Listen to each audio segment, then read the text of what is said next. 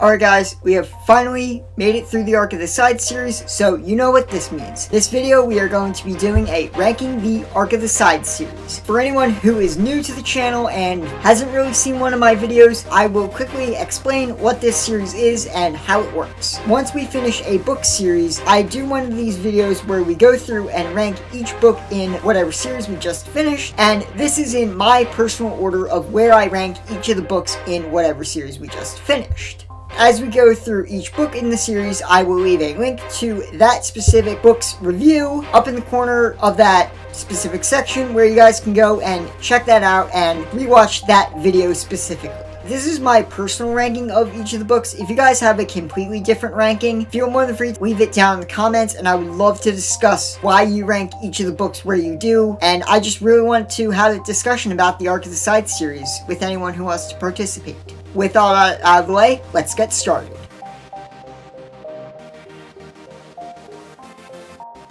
Alright guys, so taking the number 3 spot is going to be Scythe. So, as the first book in this series, this is an awesome book. Shusterman does a very good job at explaining the world, at explaining the lore of the Scythes themselves, and just kind of explaining how this world works. It is an incredibly interesting world where the humans have now conquered death with nanites and are now sort of being served by this benevolent AI overlord called the Thunderhead. And it is awesome. I really love the world that Shusterman creates for this book. I feel like it's a great idea for a world that has incredible potential, and I adore this world. Shusterman did such a great job with. Another thing I really do enjoy about the first book is sort of this moral question that the book poses, or at least that I think it poses, which is, in a world without death, who are the people who step up and become responsible for dealing out death? And that is a great question that Shusterman does an awesome answer at showing the juxtaposition between the two orders of the Scythes, because we got Scythe Faraday and the older Scythes, and then we have Goddard and Rand and Goddard's whole group with the New Order Scythes, and Shusterman just does a very good job at just explaining the Scythes and how they work, and just making the Scythes seem super interesting and a group that really good and you want to learn more about. I think Shusterman did an incredible job at integrating the Scythes into the world and getting them to be such an interesting group as a whole. So, third and final thing that I really enjoyed about this book was Scythe and Rowan. I think Scythe and Rowan were two really good protagonist characters. Rowan, I think,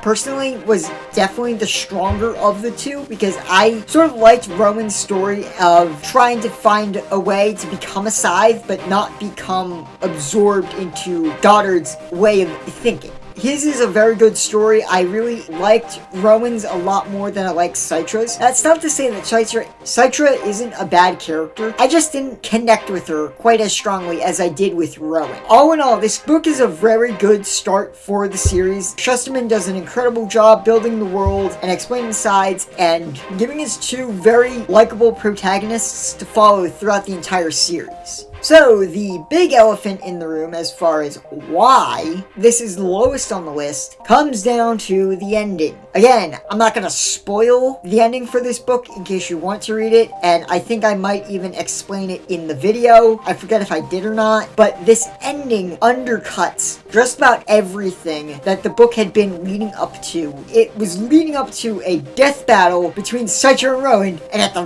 very last second, Shusterman pulls the rug out from under us. While I was reading the book, I was very disappointed with it. I explain more in the video again, but I really wanted to see something happen with that, and it was kind of disappointing just because of the ending and how underwhelming it was. That's why Scythe gets the number 3 spot.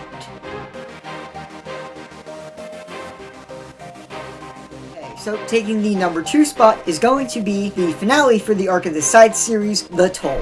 So, starting off with why this book takes the number 2 spot is really because of Grayson and the Thunderhead. Like I said in the video review for this book, I really enjoyed their parts of the story. I think Shusterman does a very good job at having us empathize with the Thunderhead and Grayson as they're going through and trying to implement the Thunderhead's final plan. We see Grayson struggle a lot with becoming the Toll and trying to figure out who he is as a leader and trying to balance everything between dealing with the sibilants and everything else. So Grayson's part of the story is really good and very well written, and I also like the Thunderhead's part of the book because it gives us a sense of just this massive benevolent being who is doing what he knows is right but is terrified that it won't work, and he's terrified that he's putting his faith into a group of people who have his plan succeed. And the Thunderhead surprisingly is very humanized by Shusterman. I explain a little bit more in the video for this book review. I really like what Shusterman did with the Thunderhead. I think Grayson and the Thunderhead were the best parts of the book, and this is a very good conclusion for the Arc of the Scythe series overall.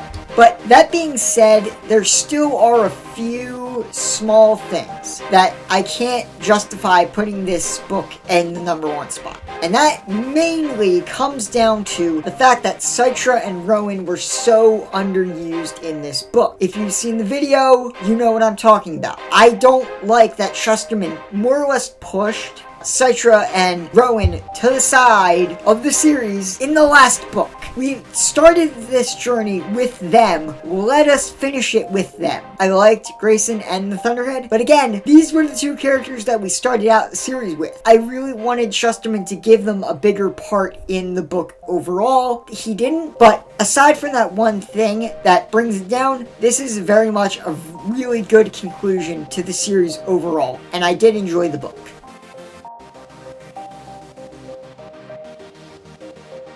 Taking the #2 spot is going to be Arc of the Scythe Book 2, The Thunderhead. There are a few reasons that Thunderhead inches out the other two books, and mainly it comes down to how Scythe and Rowan were used in this book. Again, like I said in the video review for Thunderhead, I think Scythe and Rowan are the best used in this book because they are doing their own things, but Shusterman, I think, gives way more than enough time to the two of them. He splits the time pretty evenly, and I really enjoyed that because I liked Scythe and Rowan as characters. I prefer Rowan. I'm okay with Scythe. And I think this one was the book where Shusterman finally found the best way to use the two of them. And I really do enjoy how Scythe and Rowan are used in this book.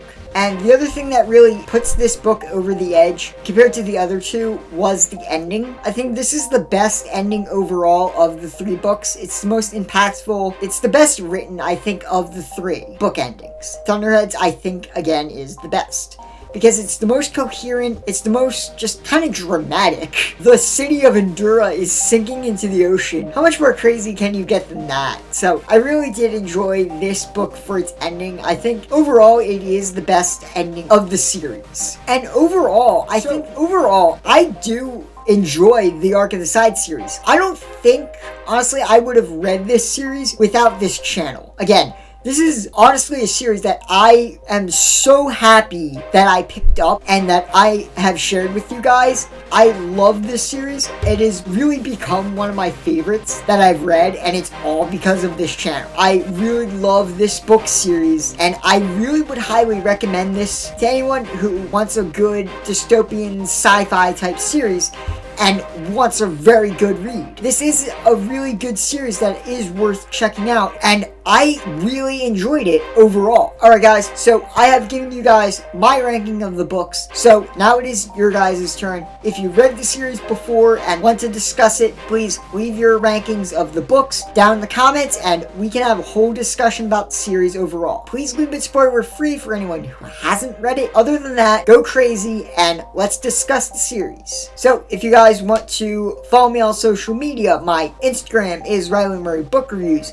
My Facebook is also Riley Murray Book Reviews, and my Twitter is Riley T. Murray. I will leave links to all those accounts down in the description if you guys want to go and follow them. As always, down in the comments, if you guys have books you want me to do reviews on in the future, please feel more than free to leave those down in the comments. If you guys enjoyed this content, please do not forget, like, share, subscribe, and hit the notification bell so you do not miss a video. Okay guys, thank you so much for checking it out. I will see you guys next week. Till then, have a great week, and don't forget, keep on reading.